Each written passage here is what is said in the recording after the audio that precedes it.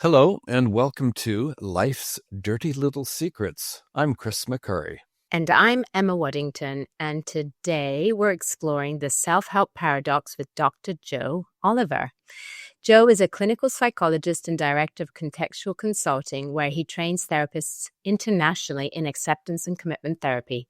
He's also written a number of texts, including Acceptance and Commitment Therapy and Mindfulness for Psychosis, Activate Your Life, which the most recent edition has come out this year, Acceptance and Commitment for Coaching, ACT for Psychosis Recovery, 100 Key Points and Techniques in ACT, and the Mindfulness and Acceptance Workbook for Self-Esteem. And what makes Joe perfect for this conversation is that he's written self-help books, he's a therapist, and he also trains therapists in what actually creates change. So he knows both the power and perhaps the limitations of self-help materials. Joe, welcome to Life's Dirty Little Secrets. Oh, thank you so much for having me on. It's good to be talking with you both. I'm excited about this topic. I'm excited to have you back. So, like many, I confess I have an incredible number of self-help books. And as a therapist, I recognize that despite having written self-help books, many of these self-help books remain unread. So there is a bit of a paradox here. And I guess, the question is, how come we have so many self-help books and yet the market is growing and growing and we continue to buy more and more? Are we creating a problem that we're not actually solving by writing more and more of these books? What do you think, Joe? I think it feels as hands on the table. We're all three writers of self-help books, aren't we? So full disclosures are important. It's like it is a growth industry, right? Self-help. Really Therapy is a growth industry. I don't think that's a bad thing. But gosh, there's a lot of money involved in this as an industry. And it sort of points to something interesting. Like, it feels like if this perhaps was really working and addressing a need, then it wouldn't be. Perhaps if it was fixing the problem, whatever the problem actually is, then this would be an industry that maybe just levels off. But it continues to grow as huge amounts of money as it grows further and further.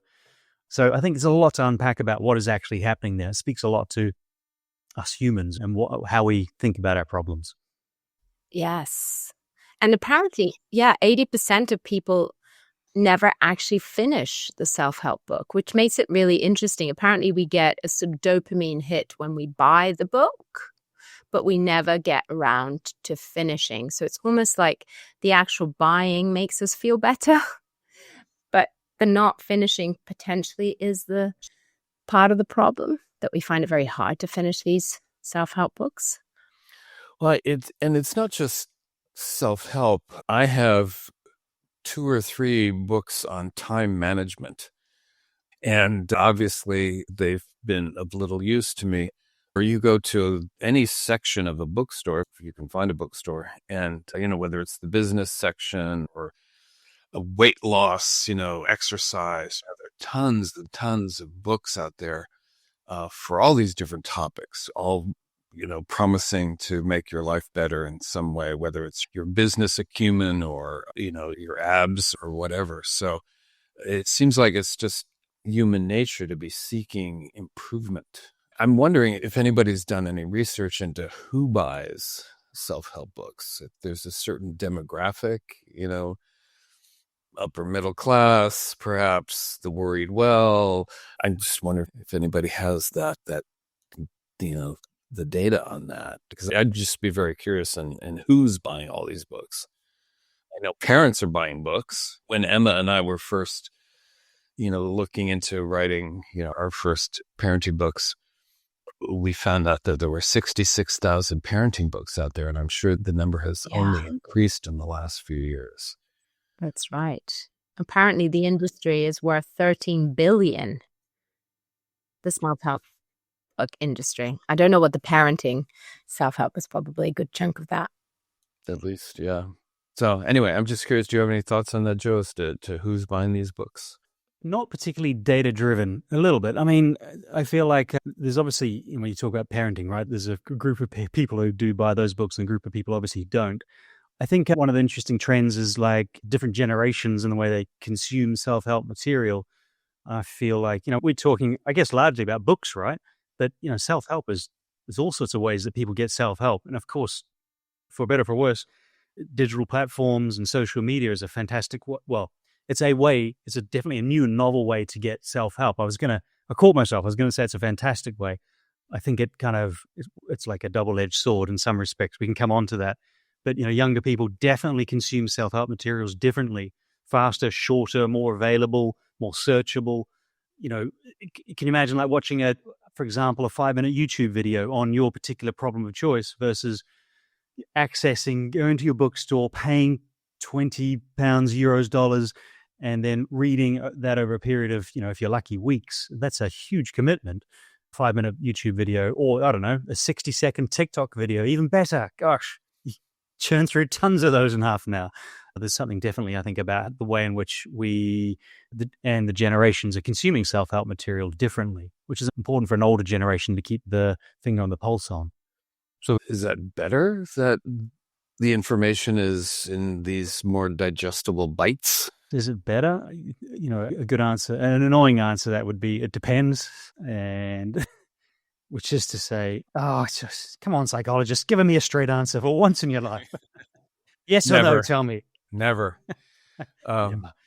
It's, I mean, because the argument could be, I remember going to a lecture where they were talking about children's sugar-coated cereals, and there was a big controversy around that. And the industry came out with their statements saying, nutrition is only good if it's consumed. And by having sugar in cereal, kids are consuming the nutrition, which I thought was brilliant, if, ridiculous argument. That's great marketing right there. It is. These people get paid a lot of money to come up with this stuff. But if somebody's able to consume some information, even if it's bite-sized and maybe not as adequate as we might think it is, at least they're getting it, as opposed to buying the book and not reading it, or only getting halfway through, or whatever it may be. So I guess it could be argued that it's, these more efficient ways of getting information, assuming the information is good and not, the latest TikTok challenge, there's advantages to that. Yeah, I agree. I think there's huge advantages. Is the speed in which something can reach someone, the personalization of that too. I think the way in which self-help on online platforms can be very open, and people talking about their personal experiences as a way to model or convey information is hugely different to, say, an old, out-of-touch, potentially expert saying, this is the way you do it, or be happy in the way that I tell you to. That's a radically different experience to, say, another person my age, my identity, my gender, saying, hey, here's my experience and this is what's helped me and what hasn't. That's the massive advantage for that is, I think, in terms of destigmatization is a huge part of that. In terms of engagement is, I think, really important. Of course, there's the flip side, right? It's like, who are these people who are conveying this information? Do they know what they're talking about? Maybe not. And that's the obvious huge disadvantage. I kind of it feels like, in terms of sort of the early research that's there, suggests there's, real huge advantages to be had, but of course, super problematic if people are particularly getting exposed to huge amounts of maybe problematic material, or that's not curated particularly well, then that can be dangerous. So perhaps great for raising awareness, but maybe not good for really intensive, say, mental health treatment. And maybe can we sort of come back to what you said right at the beginning, Joe, that the fact that we've got to this place where we have an incredible amount of material out there, be it through self-help books, be it on various online platforms, it really does speak to, as you said, the human condition. Like, why are we craving all this information about, why is there so much information about self-help? Why are we looking for this as humans? Why do we need it so badly? I feel like that does speak to something important. Like, this podcast, the paradox of self-help, like sort of bundled right in there is this really interesting thing, which is this sort of implies that help is needed. And like that can go either of two ways. Like I think there's a general thing about wanting to, I don't know, flourish and grow and prove and breathe into my space. The other kind of thing, of course, that can come from that is like, just as I am is somehow not enough. Like it's not sort of good enough as it is. And that it needs to be improved upon. I need to be a better person. Like somehow in the future, that future version of Joe is somehow the improved model than version 1 or 2 or whatever. And that, taken too strongly, if I hold on to that too tightly, it sort of can get me into a sticky place. We were talking about this before, but I live at the moment in the south of Spain. And one of the things that Spain has, which is incredible, is padel, which is like a really handy, easy, accessible tennis-like game, which is just everyone plays here. And I've been playing it, learning it, and taking lessons, getting better at it. And I find this paradox comes up for me here. Like I want to improve. I want to get better, and I enjoy learning. I love kind of watching myself improve. But if I kind of start to cling on to that too tightly, then I can strip the joy out of it. Like suddenly, like if I'm playing, as I was this morning, and I got kind of lost in one of those wells this morning, like I just kept missing shots, and I just started to spiral a bit. This is not good enough. You should be better. You should be hitting this better. And I just sort of lost all my sort of, I don't know, self-compassion and just fun. And then it sort of stripped and kind of pulled me out of that place. And I feel like that sort of self-help can go that way too.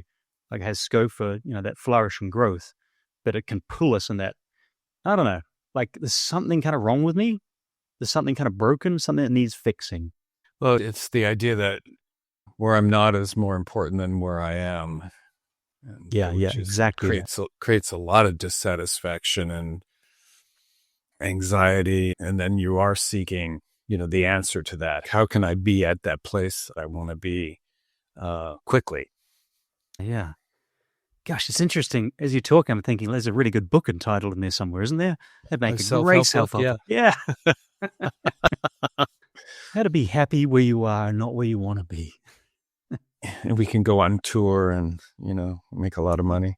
Exactly. Finally make our millions. Yeah. It's so easy to get sucked in. So we've got this striving, and we've talked about this in other ways on this podcast, this need to be where you're not. And I think it's something deeply baked into being human. Totally agree with that. Yeah.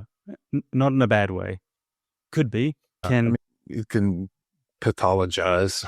Yeah, exactly. That's the word that comes out of it, isn't it? Suddenly this thing becomes like where I am, the stuff I'm grappling with becomes a pathology, something wrong, something needs to be removed, scale pulled out of me. And it doesn't sort of sit easy with, I don't know, a place of, as I am is plenty fine enough.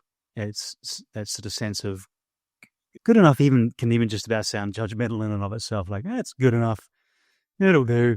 But a real kind of, rather than that, like a real deeper, like this here is good enough. This doesn't need to be changed or bettered upon. And that, I think, having a message that just allows, the joy and the fun of practicing and improving and things getting more efficient, it sort of can sit right in there as well. Or just the humanness that, we are just not going to be perfect, and that we can't be worrying about our to-do list on our deathbed. Hopefully not. Hopefully not. Other things to be taking into account. Yeah. And yet there is something about the striving that has got us outside the cave, right? Had we not, as I sort of, think of, our ancestors were quite demanding of themselves. They wanted more than living in a cave, than eating, whatever they found around them.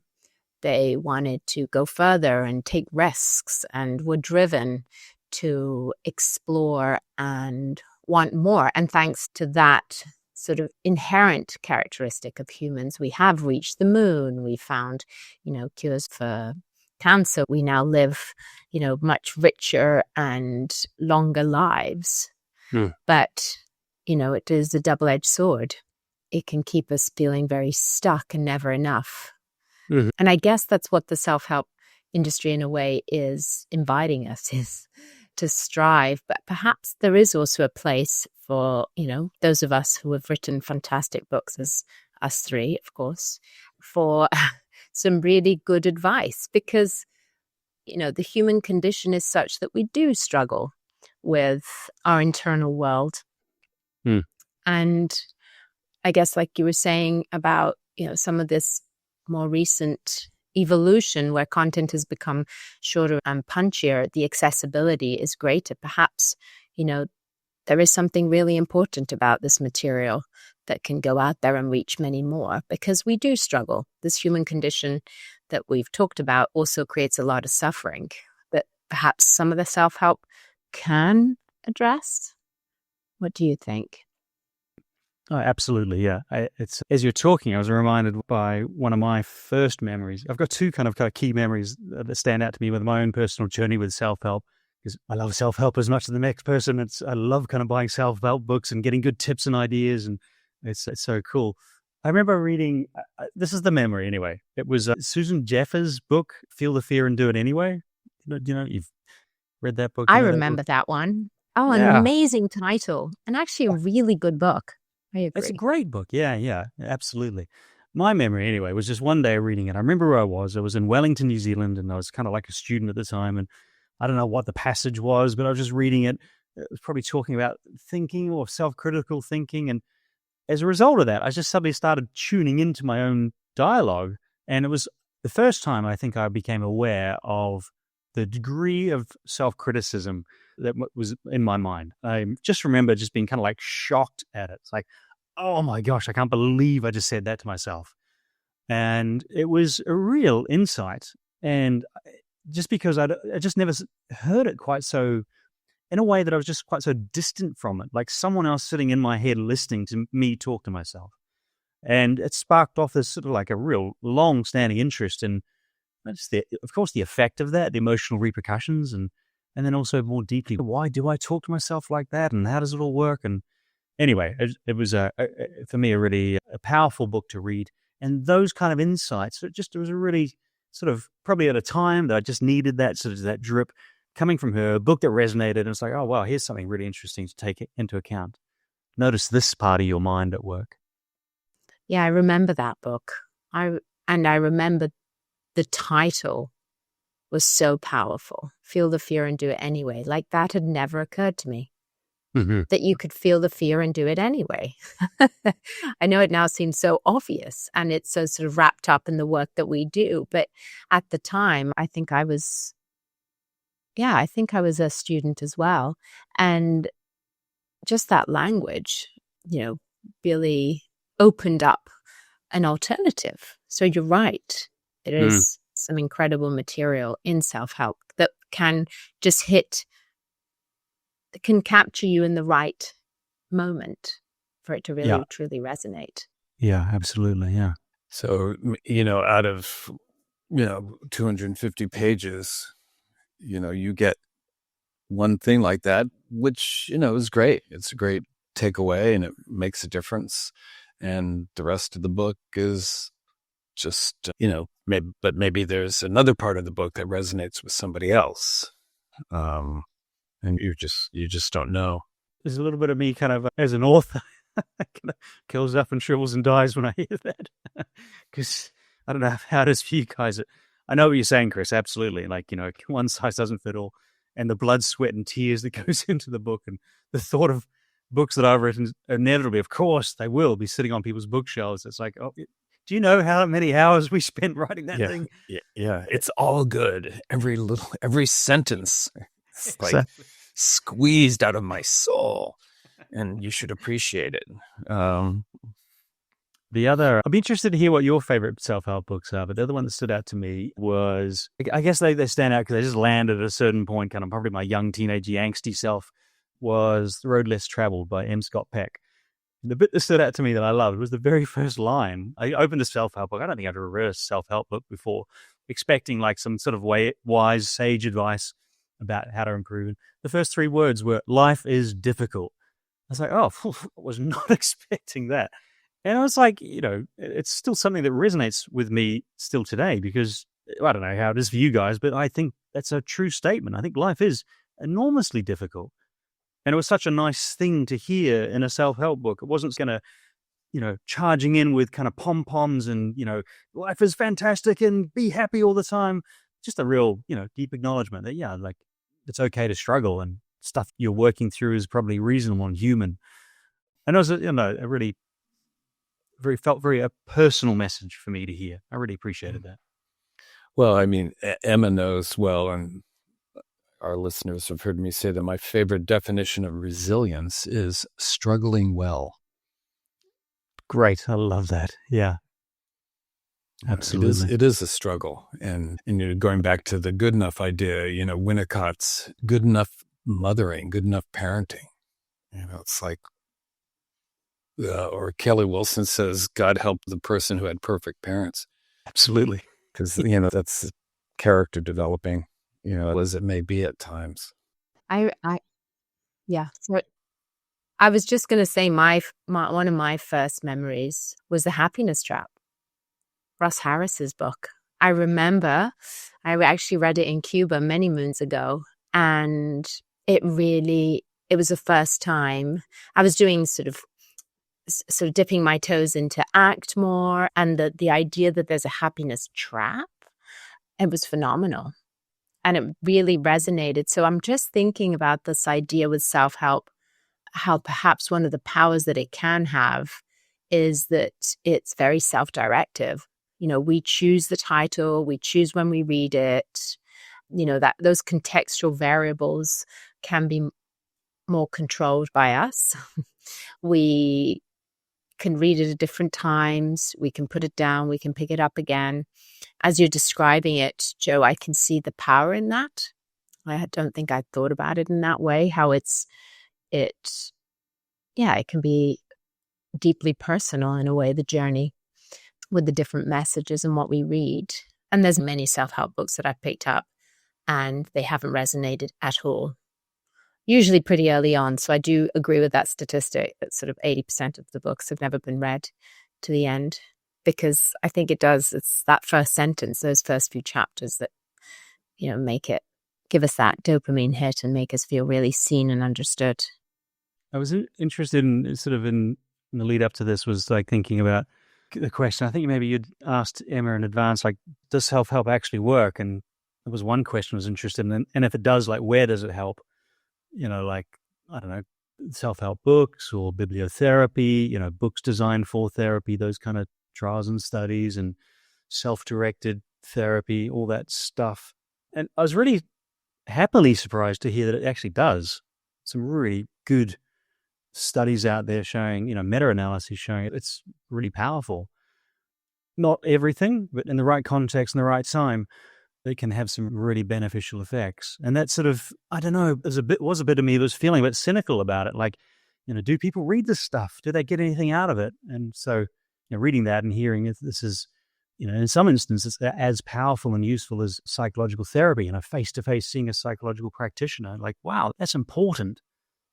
Just because, it's a resource, right? Finding a therapist, seeing a therapist, finding the time. And loads of people don't have that resource or time or energy. But a lot of people probably could, pick up a copy of a self-help book from a library and spend, a few hours just leafing through and getting stuff from it. And what are some of those? Because that's really interesting, isn't it? The contextual factors. So what makes it more likely to be effective? A self-help book or a self-help sort of guided therapy? Do you know? There's some good indicators in the research too. And a lot of the kind of meta-analyses tend to, it's hard to sometimes dig through and sort of find out what the books are, but a lot of them tend to be from established psychological therapies, typically things like cognitive behavior therapy and acceptance and commitment therapy. I didn't see much that was on other forms of therapy. And I could sort of see those two things might go a bit hand in hand, like where there's a sort of a book that has a structure to it. It probably might lend itself well to research perhaps, or perhaps the people who are interested in that might do more research on it. It seems like the sort of defining pieces in good self-help is stuff that's more structured and more guided rather than unguided. I don't know what that would be. I guess just sort of, I don't know, unstructured information given to someone. the other piece too is that where there's a program that sort of is itself structured and builds and invites readers to do things, exercises and fill out forms and do meditations. Those things are really important. And I've also been a bit cynical about those because I sometimes wonder, sometimes, if I'm being honest, don't tell anyone, but sometimes when I've read a self-help book, I haven't immediately done the exercises. I've kind of leafed through and want to carry on. I don't know if I'm the only one.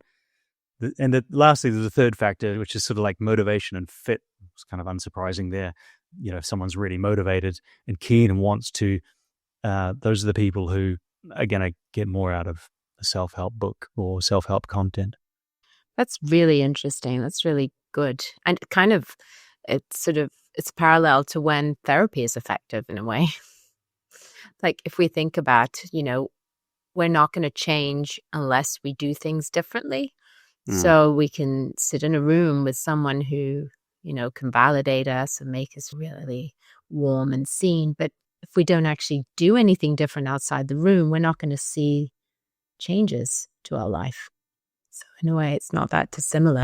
Yeah, absolutely. It feels super similar. I think, having worked as a therapist with a lot of different people, I kind of get that.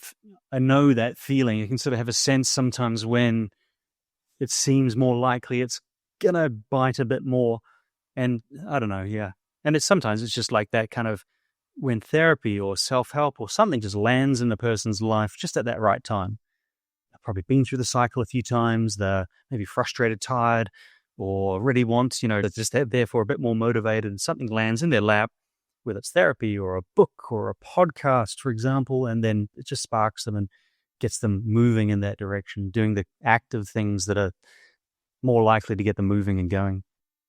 Many years ago, I attended a conference and attended a lecture by Miriam Polster, at the time a very famous Gestalt therapist. And as, going back to what we were talking about before, I remember one thing from her entire lecture, but it was really good. She said, it's a room full of therapists. She said, you can change someone's life in 15 minutes, but sometimes it can take 6 months to get them to the point where you can change their life in 15 minutes. And the whole room broke up. But, I find that really true, in the work that I've done, where sometimes you're just laying the groundwork and you're establishing the relationship and the trust. And then one day you just zing. The person's ready, you're on your game that day, and things happen. Yeah. I've got books that I've gone back to, that I read years ago. And, this time it resonates. Or it was kind of like, I don't know what this is about. But so true. So true. Have you had that experience in therapy where the same thing's been 6 months and just kind of like getting there? Suddenly like a client comes in and says, I've read this amazing book and it's just suddenly all clicked into place. I now know what I need to do. I've had that many times, and I feel like I've been in those instances sitting there and saying, exactly, that's what we've been talking about for 6 months. Oh, yeah. I've had parents come in and say, I saw this on Dr. Phil, or maybe not Dr. Phil, but I saw this on the internet, it's this great insight. It's like, I told you that 3 months ago, but whatever. It totally, whatever works. Yeah. Yeah, exactly. But yeah, it's sometimes you just have to go back to these things, and because maybe, the student wasn't ready at the time, even though. Really curious about how we create these contexts. I mean, I know we've studied this in therapy, but is there something special about these books and these materials that are being consumed in that we're making a choice to buy them? I guess we're making a choice to go to therapy, but is there a way that, because they are so much more accessible, that we're more likely to... No, I guess not. I was thinking, are we more likely to buy a book? No, because I guess we decide a book by the title or by the color. Sometimes I like the color of the front, and that'll make my decision. It's not really that I have a need that I'm trying to meet necessarily with the book. I think it might look good on my coffee table. Like, it could be completely random. I need more blue on my shelf, you know. There you go. So it might not be that. I'm trying to see how do we create contexts that are more likely to increase chances that we will change and we will have the impact that we will get the impact that we want from a self-help book, other than the color of the cover. I wonder if it's like, there's something I think important about the way in which it is consumed and the material is consumed, and that there are people who, because their industry is kind of geared towards that. Like I think there's some clearly really good, really rigorous, well-designed self-help material, but there's lots that isn't, that really is predicated on the basis that, just that sort of titling the message, the image is a bit like that kind of notion of broken. There's something wrong that does need to be fixed, undoubtedly. And that's pulls people in, like from a lot of fear-based culture, that there's something that they need to be improving, they're getting left behind, other people are doing more, faster, more productive, and somehow, and that this particular piece of content is going to be the solution for that. I mean, this is clearly, that doesn't represent the majority of self-help content out there. And I think probably I would argue, my sort of sense is that actually it's probably improved over the years. I don't know that, but just sort of sense when I look around the kind of materials that are out there, that there's a lot more, I think, good quality messaging that's there that focuses on things like values and acceptance and compassion, and an idea that rather than broken, perhaps stuck or good enough, those kind of notions and ideas. And I think that people are certainly being presented with a much wider array of choice out there that I hope is going to be more helpful to them. That's such a good point. I remember seeing a title. I was doing one of my placements, and I remember it was by this hypnotherapist that was very famous at the time. And it was Transform Your Life in 7 Days. And I remember seeing it sort of in airports and, bookshelves everywhere. And I thought, gosh, that's such a catchy title. Like, what a promise. Transform your life in 7 days. Like, that will sell. But will it have an impact, or will it make things worse because you'll be frustrated by the end of it because your life hasn't changed in 7 days, even if you read it in less than 7 days? I think you're onto something there. That what we're creating as a context in terms of the title of the book and the promise that we make actually might make matters worse. Yeah. 7 days. Yeah. I mean, I'd love if I could transform things about my life in 7 days. Yeah, sign me up. Absolutely. I'll buy 2 copies of that. Which then it'd be 14 days, but that sure is a good point. Yeah. Or it'd be 3.5, or it'd be 3.5. I'm not sure, but yeah, I mean, the 7 steps, the 5 steps to this and that, and I think publishers like that. I know for a fact that they do, that they want those pithy titles that do promise things. But I want to go back to something that Emma said about getting out of the caves, and that the striving that we have got us to do that. But I would also suggest that what got us out of the caves was curiosity and a sense of wonderment. Like, what's up with this thing that the moon does, every now and then, where it seems to disappear and then it comes back? And what's up, and people just got curious about things like thunder and lightning or whatever. And they were able to merge because they had a sense of wonderment. And I think if people approach self-improvement, whether it's through self-help books or whatever, with curiosity and wonderment, as opposed to fear and dread and, competition, I think that could make all the difference.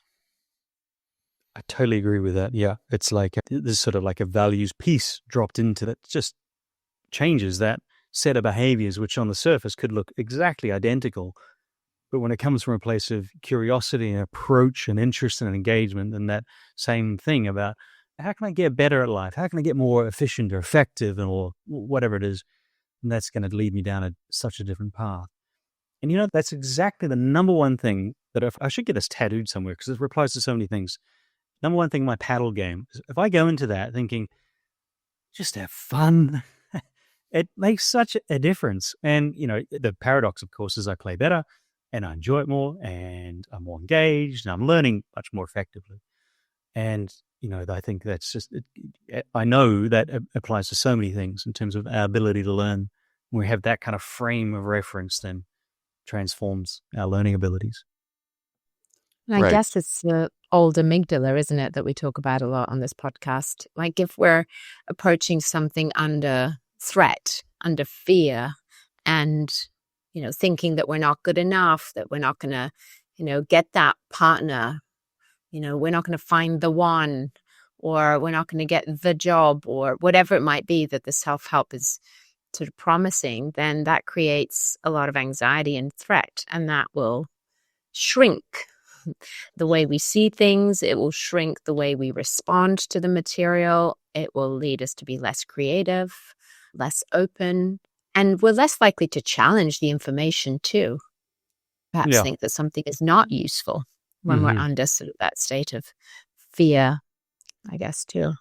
Yeah, it's interesting, this, isn't it? I feel like there's also really, it's a cultural phenomenon, self-help, right? It's such a kind of an oddity of, I mean, not obviously entirely Western culture, because it extends through all cultures, but this sort of thing, this, like it's about improvement and how can we convey knowledge in a way more generally and to other people to help. And it's like the cultural phenomenon pieces, I think, is the things that we are interested in. Like, what are we interested in, like in 2025? And what are we going to be interested in 2055? Like, what are the kind of bestsellers going to be?